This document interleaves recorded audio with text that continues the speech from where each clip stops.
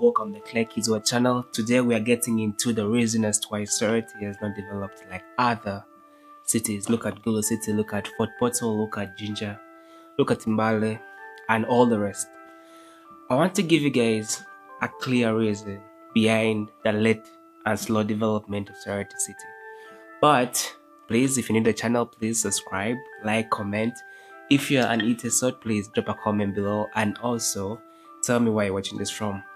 So guys, straight away, I want to first give you guys a clear history of Soroti. First of all, Soroti used to be a trading town long ago of Indians. That's the reason as to why the moment you get into Soroti, the first thing you realize and see are the ancient buildings of the Indians. Unfortunately, during Amin's regime, they were forced to go back to their country. But later, when President Yoweri Kaguta Museveni came into power, they got into terms with the Indians, and then they got back, and actually most of them regained their buildings. And I'll tell you guys a small story. One time there was an Indian. I'm not going to specify the place. Just stories are there. One time there's an Indian who came to claim the building, and then he went to the building because he knew this was the father's building. But remember, these buildings were occupied by blacks those days, by Ugandans. They were given out to Ugandans. So this Indian came and told the guy, "This is my father's building." So of course, issues of property, they went to court. But the Indian kept quiet about his actual evidence. Of course, as we Africans, we have the solidarity and unity. We want to be there for each other. So this guy had backup of his clan and everyone around him, saying that this is his building and everything, having fake papers. So at the last minute, the Indian said, "It's okay. Go and dig this place and check under." On digging, they found photos, a scooter of the Indians. Anyway, away from that, Soroti has been a trading town. Long ago, it was a trading town for the Indians. And up to today, you see those buildings still standing.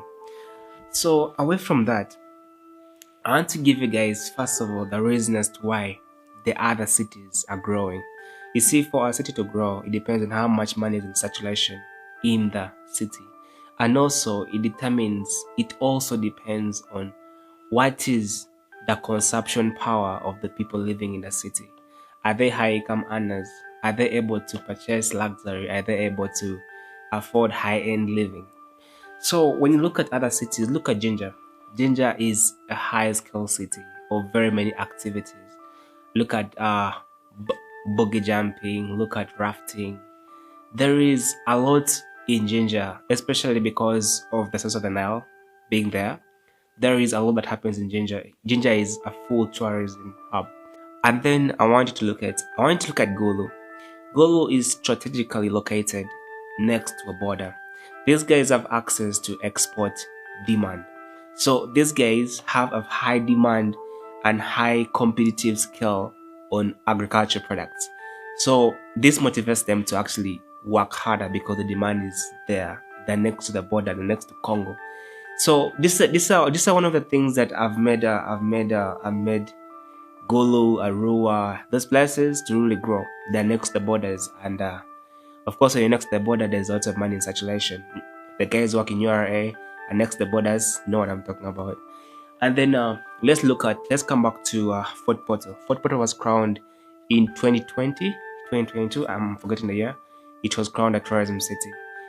Fort Portal has a lot of tourism, very high-end tourism attractions. Look at over 50 crater lakes. Look at the national parks. Look at the wellness centers. Look at the scenery. Look at Mountain Rwenzori National Park. No, it's Queen Elizabeth National Park. There is just a lot that brings in new people from other cities and other countries into that town. And that's what I'm talking about, money in circulation. Let's look at maybe if you had 1,000 tourists, and those 1,000 tourists are able to come into that town in 1 year, and each tourist is spending about, let's talk about 15 million. That's a lot of money for that city. That's a lot of money in circulation. Now, let's come back to, let me take you to, which other city should I talk about? Let's talk about Mbale. Mbale, first of all, Mbale is next to the border. Okay, not necessarily very next to the border, but it's next to the border. It's next to Tororo. Tororo border is Malaba, next to Kenya. First of all, I want you to look at Mbale's geographical location. Mbale is located next to a border, not necessarily next to a border, but it's next to Tororo, which border is Malaba. So which means that a lot of the people come from Kenya get access to Mbale fast. And this is what I'm talking about, like a lot of money in circulation. Other people come from other countries. Most times they come to tour. Most times they come to do business.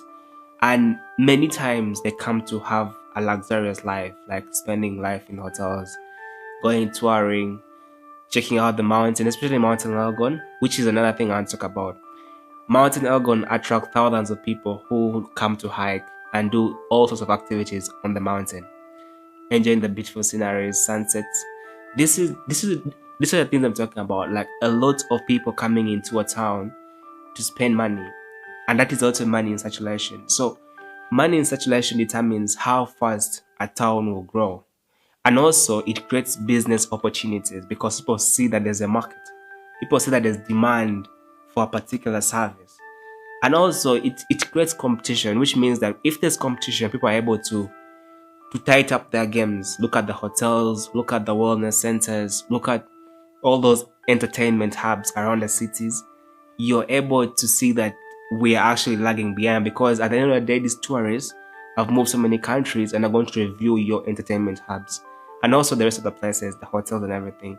So people tighten up their game. Now let's come back to Soroti. Look at Soroti's geographical location. Soroti is located very far away from borders. Another thing is that Soroti has no tourism attractions. There are, of course, these other things like museum. I see Teso Museum, I see Atekar Museum, but this is not enough. This museum cannot bring a person from Norway eagerly coming to check them out. So, first of all, Soroti is not located next to a border. It has no tourism attractions that attract a big number of people into the town, which means that Soroti is missing out on tourism money. Soroti is missing out from money spent on luxury. You see that? So most of the money in Soroti is actually money within. A majority of people coming to Soroti come from nearby villages. Those people come to buy like foodstuffs on wholesale. People come to get beverages from the depots.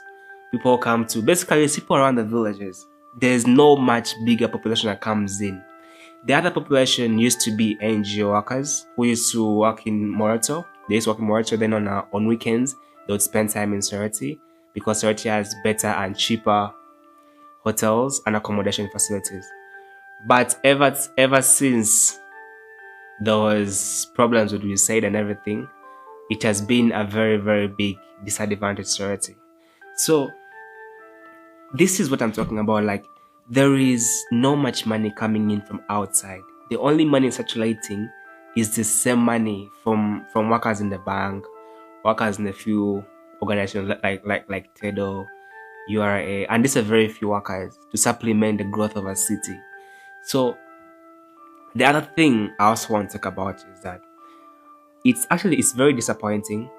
Not disappointing, but it breaks my heart to realize that when they built in Soroti University, they made it sciences. Soroti has two major universities, Bustema University and Soroti University. And these universities are all sciences. And let's come back to the facts. Science students are very few. Very few. Now, Soroti University being made a science facility has also affected Soroti in a very big way. For me, I thought that this university was going to be med sciences and then arts. But I have never seen arts coming alive. Now, I want to bring you back to the capital city and specifically Cherek and Banda. Chambogo University has almost close to 30,000 students coming into that university every semester. Now, what does this mean? If every child comes into the university, every child is spending a minimum of 600 on hostel fee, a minimum of, let's say, 400,000 or 300,000 for upkeep. That's the very least minimum, but a majority spend like 400, 500 on food and everything like stationery. This is a lot of money for the community. What am I trying to say here? There's a lot of money that goes into accommodation a lot of money that goes into entertainment hubs, a lot of money that goes into the transport facilities, a lot of money that goes into the market on the side of food and beverages. So 30,000 students coming in with about 1 million. That's how much money, do the math, coming in every 3 months. And that is twice every year. That is what Soroti lacks. Now, Soroti, if you look at Soroti University, when I checked it out, it actually didn't exceed 500 students. These are very few students to supplement the growth of a city. This was, I don't know who agreed that they should make it sciences. I don't know who did that. But if Soroti University was made sciences and arts, a majority of the students from Chamago University, all these big numbers in Chamago University, moves, Makerere, people are congested, rent is too high, a majority of these children would have ended up in Soroti University. And what does this mean? It means that a lot of money is going to come into the city. A lot of money is going into the market areas and all those other business sectors. It also creates opportunities, open hostels, other businesses like entertainment hubs, other businesses like hostel, accommodation. But with all this lacking, it has given Soroti a very, very hard time to develop because there's less money coming in and there's less people coming in. So it's a very hard thing for Soroti to grow. The other thing I want to give you guys a clear look on, when you get into Soroti, everything is within. Everything is within the city. The courts of law, the police. Look at the main hospital, the bigger churches. All of them are in the same place. So it's very hard for development to diversify, to expand into the rest of the parts of Soroti. So Soroti is just within the town. Outside is fully residential. So most times around festive season, around December, a majority of the people, the rich class of the Teso, go to spend time in Soroti. And if you're a business person watching this, you can testify. The biggest time people make money is Christmas. This is the time when people get even loans to stock shops because things are going to get bought. Because a majority of the people staying in the upscale towns, let's say Fort Portal, Kampala, Jinja, get to come back to Soroti and then push in the money. Now imagine if this same population was existing in the town for the rest of the year, what would it mean? It would mean that this would be good money for the business, which would mean good money for the local governments. Of course, taxation, businesses grow and increase taxes, get more money for the government. It just is. This is what is lacking. But I'm going to give you guys the other loophole that Soroti has on the side of tourism. So if you're very interested in business aspects of Soroti and also aspects of making Soroti grow, because this is a political time, there are very many politicians who are saying they want to, make Soroti a better place. Shout out to someone who was the MP. I don't mention names here, but you know yourself. You have done a good job. Soroti has been clean. It has been well maintained, planting of trees and everything. Let's keep Soroti clean. There is a very big advantage Soroti has that I'm going to talk about in the next video. So if you want to, stay up to date with very many cities, I'm going to do other cities like Fort Portal, I'm going to do Mbale City, I'm going to do Jinja, Gulu, Arua, all these towns as time goes on. So subscribe, like, comment, tell me your tribe, tell me where you're watching this from, and you can say thank you. The other video is coming in very soon. Ciao guys.